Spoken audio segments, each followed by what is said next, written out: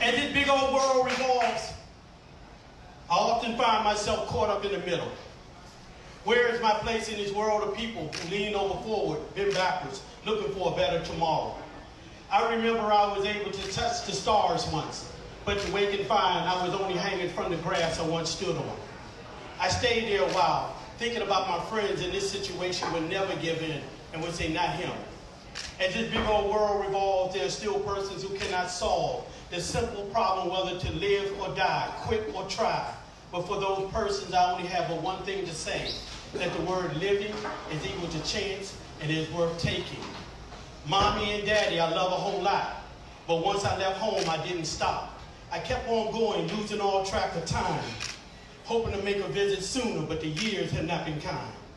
In this world, there are places where green grass doesn't grow, and people you wish to God you didn't know. So before you pack your bags and you're out the door, you ought to know the rules of how to score. I'm not a religious man myself, but the Bible says it all. Have you ever seen people sleeping in the streets or ask you for money so they can eat? Over 1 million times I've turned around inside my mind, wishing I was part of that world I left behind. Don't mind the clouds, they only passing through. I remember I was in school and seated before the first morning bell had rung, and I'll be on top of the highest mountain where the last choir hymn will be sung. That's moving.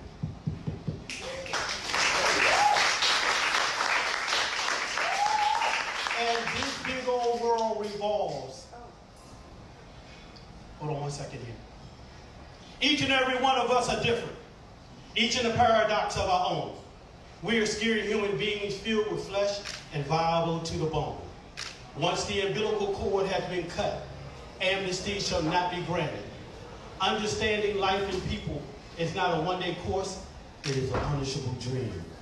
I like the feel of a rock. It's concrete, it's real, and it doesn't scrutinize with your intelligence. An approach to something without sense animates the mind and renders it to both good and evil. A breath of air gives much certainty that a person acts independently of all others, and no one else is responsible past a child's fruitful upbringing. We all need guidance to help us recognize the boundaries that separate us from one another. The posture of a person is inevitable direction towards prosperity or poverty.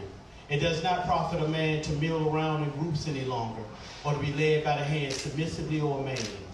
Fools do exhausting work, and they seldom inhale one breath of wisdom for compensation. We know what we're made of. We know our limits.